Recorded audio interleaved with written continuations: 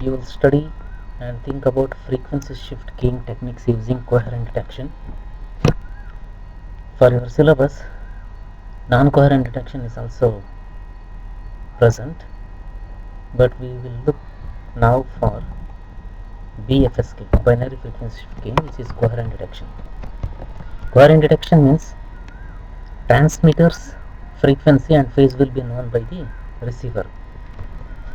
So it means that the signal which is used as a carrier signal is known to the receiver. So using that carrier signal only, demodulation will be done. Okay. So in binary phase shift keying, FSK, frequency shift keying, FSK, two symbols I am having, symbol 1 and symbol 0. Symbol 1 to be transmitted means I will transmit a signal of frequency F1. For a symbol 0 to be transmitted, so we have to transmit the other signal of a frequency F2. There is a small difference between the frequencies F1 and F2 given by this equation. I will mark the equation by, okay, I will take some color to mark it. Okay, look here.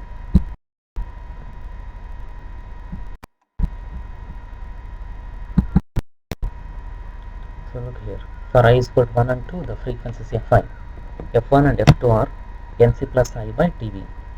Okay, so 1 by TB is some frequency. For I is equal to 1 and 2, you will get two different frequencies. Some integer NC is used here. Okay, now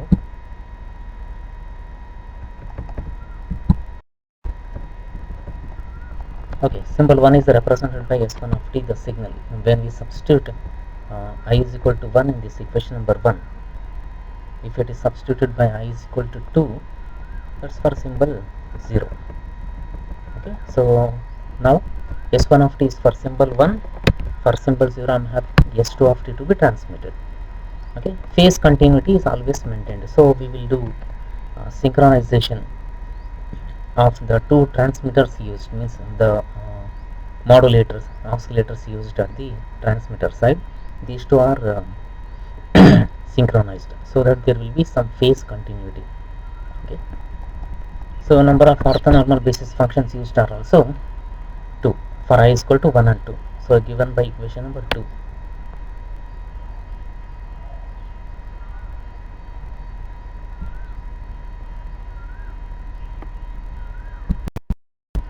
So given by equation number 2, so we will use the two orthonormal basis functions.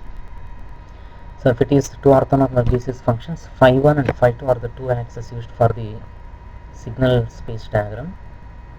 So it is two-dimensional, having two message points, one for the symbol 1, other one for the symbol 2, M1 and M2.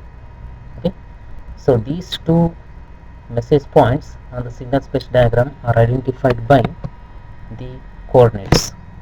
So how to find the coordinates? So to find the coordinates, we have to use this equation number 3. Okay, so Sij are the coordinates. Sij, you know the equation, integral 0 to dB Si of t and phi j of t. So we'll substitute for Si of t from equation number 1 and phi j of t from equation number 2 here. So after evaluating the integral, so if you see at equation number 3, you can evaluate the integral like this. Sij is equal to integral 0 to dB. It's a very simple integration, means the multiplication of the two functions, cosine and cosine, with I and j for the frequencies as the arguments. So it can be evaluated as Sij is equal to root EB if I is equal to j. It is 0 for I not equal to j. So you will get for Sij for I is equal to 1 and 2, j is equal to 1 and 2. So 4 combinations I will get. Therefore, so we will have two signal vectors. So these signal vectors will be written as this.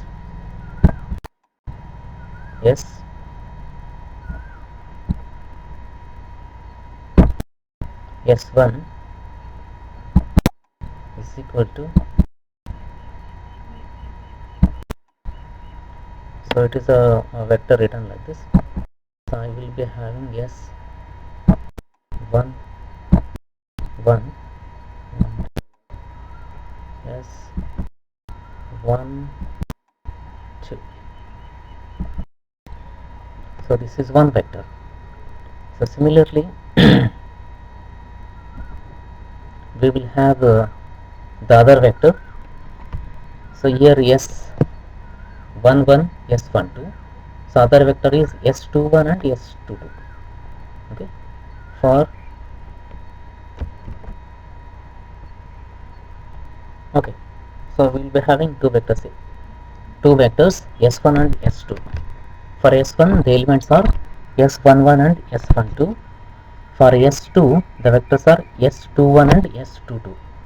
Okay, so after evaluation of this equation number 3 for I is equal to 1 and 2, j is equal to 1 and 2, we will get S1 is equal to root EB and 0. This root EB is S11, this is S11, and for the S12, and this one is, okay, it's better that I will write what are the elements. So this one is S21, okay, and this one is for S22. So Si and j, Si and j, if both are equal according to equation number 3, look at here, when both are equal, so we will get root EB here and here. So this is S11. Okay, when I and j are both equal, so we'll get a root EB. So this is how we calculate the two coordinates. Okay, so using that, so we can plot the signal space diagram here. Okay, so the first S1, so using the S1, so we are plotting this point. Using S2 vector, we will plot this point. Okay, so this is S11, S12, root EB 0, and this one is 0, root EB.